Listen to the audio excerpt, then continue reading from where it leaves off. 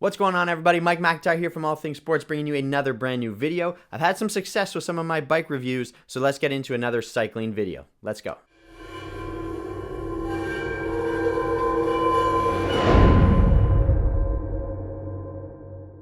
Alright guys, thanks for stopping by as always. We're trying a new mic setup here. We're going to see how this sounds in comparison to the shotgun mic that I normally use.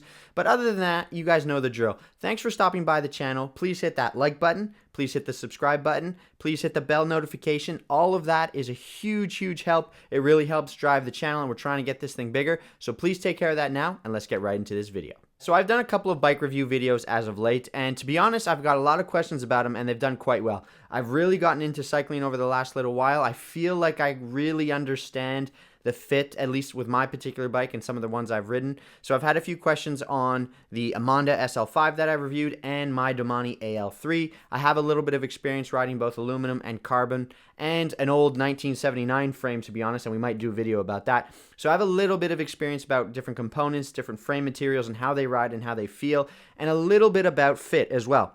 So in today's video, we're going to go over a couple of things, with our main talking point being, if you're in the market for a brand new bike, what should you buy? A Trek Émonda or a brand new Trek Madone?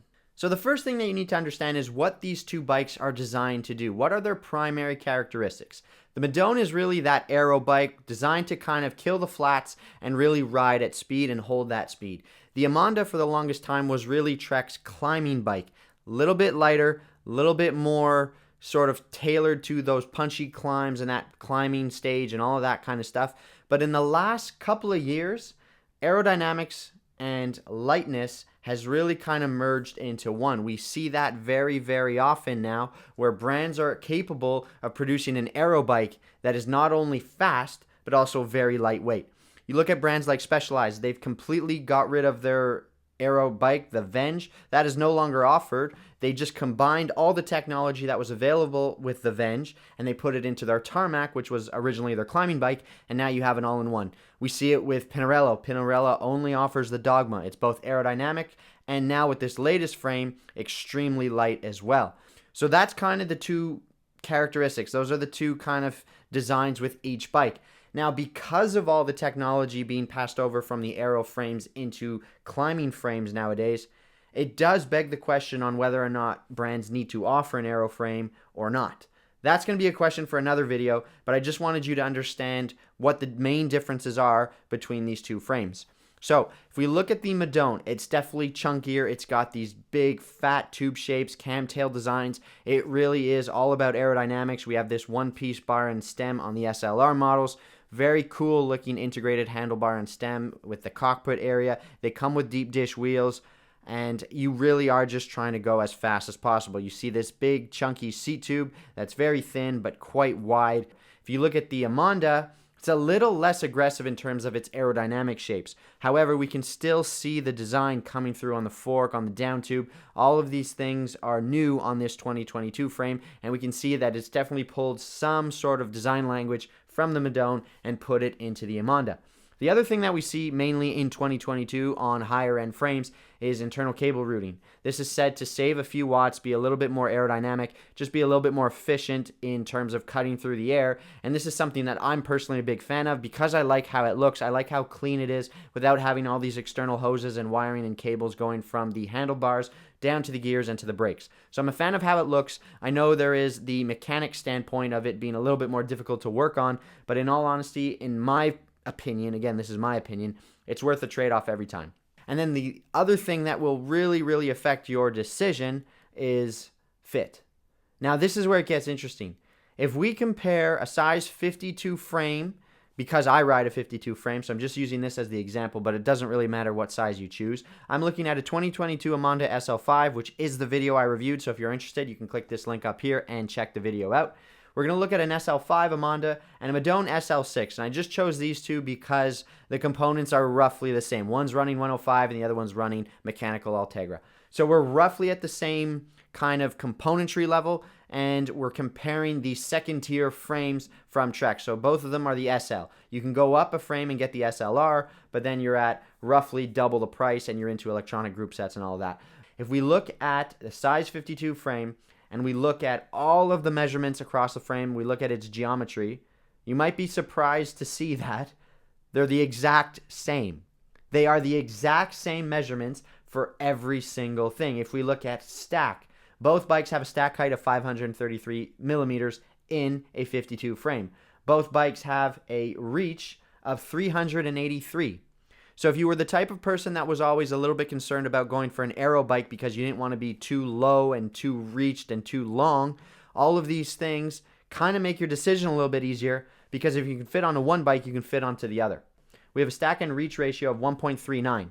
So the higher the number, the more relaxed and more comfortable, I'll use that word, the geometry is. So for example, if we look at my bike, the Domani AL3, my stack to reach ratio is like 1.51.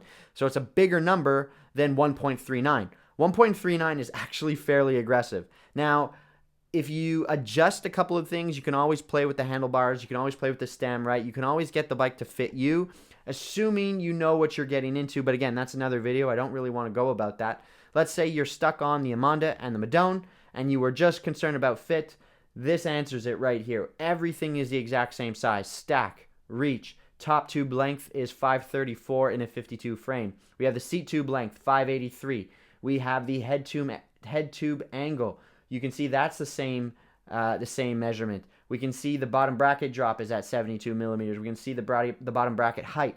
Everything on this chart is the exact same. We have the same wheelbase, the same chainstay lengths, the same rake, the same trail, the same standover height. Everything is the same.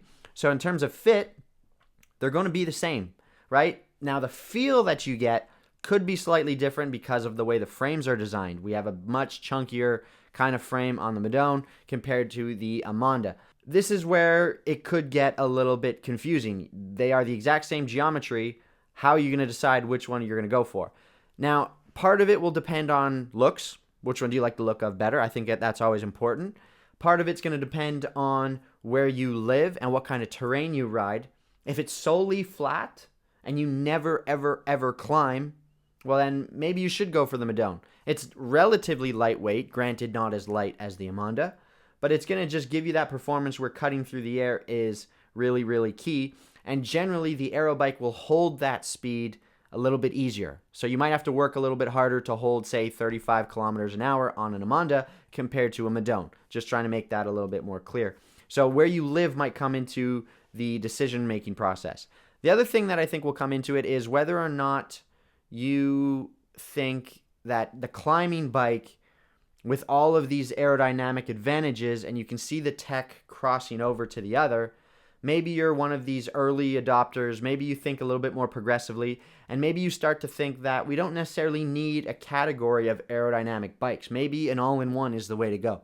With these Emondas, with the Tarmac SL7s, with some of these other frames that are out there on the market, they're not only fast, but they're also light. So you kind of have a jack of all trades. You have a real performance bike here that can climb, that can cut through the air, and that's fast.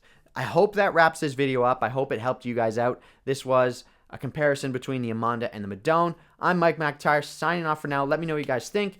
Leave a like down below. Hit the subscribe button. Hit the bell notification. Mike McIntyre, all things sports. Sign off for now. I'll catch you guys in the next video. Till then, take care.